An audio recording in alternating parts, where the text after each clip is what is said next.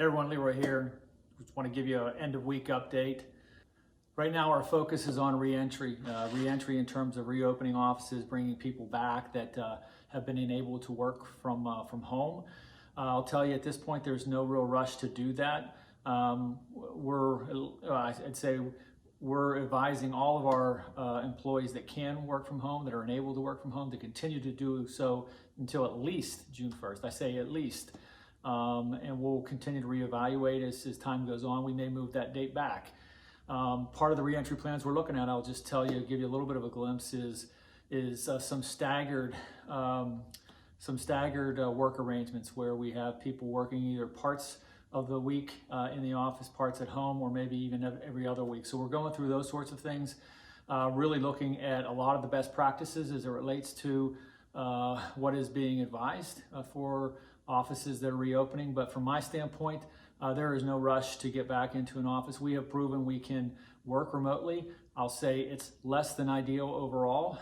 There's something about community, the spirit of community and collaboration that happens when you find yourself in a close work environment. So we'll continue to evaluate and keep our ears open and listen and watch and be on the lookout for what other companies are doing and what's working and what's not working, and we can learn from some of the early mistakes that are being made. So for those that are wondering, no rush to get back into the office environment, but we'll continue to keep you updated on those developments as we continue to evaluate them.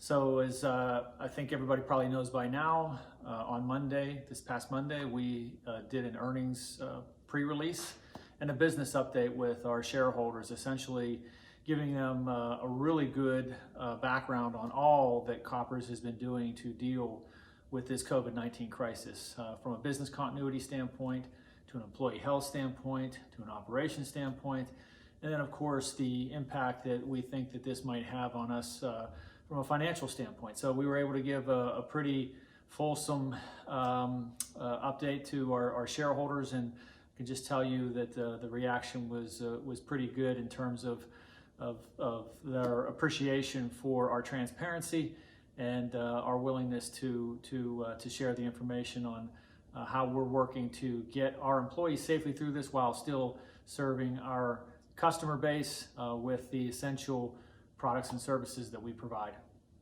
From a financial standpoint, I'll just say in terms of where the analysts had us from a consensus standpoint, we missed the sales number, we missed on EBITDA, we missed on adjusted EPS, which typically are not good factors, but obviously we were dealing with the little thing called a global pandemic as all this was going on as well, and that certainly did have an impact on our first quarter operations.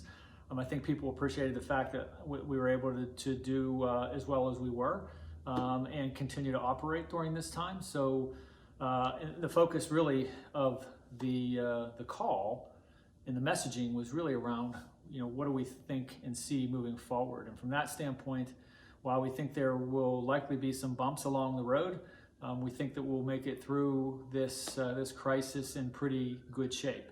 All of our businesses, again, continue to operate, will continue to operate. We're obviously starting to see some states and countries reopen their economies. So while we continue to see challenges and will moving forward, we think that we're in a really good position to make it through this crisis and come out the other side even stronger.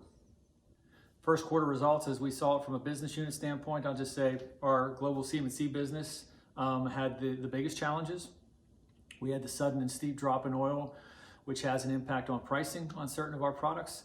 We get some relief from a raw material standpoint, but there is a lag that occurs before we get the benefit of that to match up with the reduction in price. The aluminum industry and steel industries both have been extremely challenged, and so it wasn't the greatest demand environment for us either. But we still were able to make it through with a profitable quarter for that business unit, which if we look back 5 years ago and under similar circumstances, we really struggled. So thankfully, the changes we made over the past 5 years has put us in a much stronger position to weather a storm like this. Performance Chemicals had a really strong quarter, especially in North America. Our international businesses were a little choppy as they had to deal with the COVID-19 crisis and started dealing with it earlier than we did here in North America. So those economies were impacted a little bit sooner. But all in all, North America operations from a performance chemical standpoint were really able to carry the day, and we're thankful for that. Strong end market demand, and that is continuing as we here enter the second quarter. Railroad products and services and utility and industrial products had a solid quarter. A little bit behind last year, but all in all, not bad. Again, given everything that we're dealing with. So on balance, then that's great to have the diversification that we have in our businesses. On balance, we were able to pull together a decent quarter and again see ourselves on at least solid ground as we move forward out into the second quarter and through the rest of the year.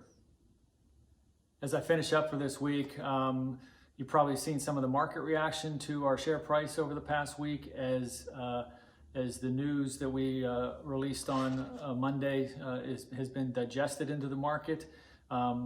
We saw a pretty strong positive reaction to it over the first few days.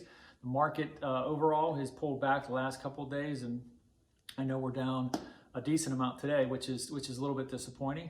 But I'll just remind everybody there's a popular saying out there. Some people attribute it to Warren Buffett, and there's others that it's been attributed to as well. But the saying goes, in the short term, the market is a voting machine.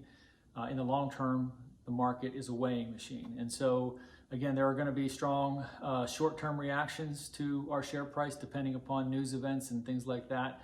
Events that come out and news that comes out related to the industries that we serve. Doesn't even always have to be news that comes directly from us, where people are, if you will, casting their votes in the short term in terms of what they believe of an impact that will have on us. Over the long term, if we continue to perform and do what we do best, which is produce critical products and services that very few can actually do to key industries, and do that well, continue to focus on conserving cash, paying down debt, we will be rewarded and the market will weigh us in a positive fashion over time. I do believe that, and hope you all do as well. Keep doing what you're doing. You're doing a fantastic job helping us get through it. Continue to look to connect on the One Koppers app.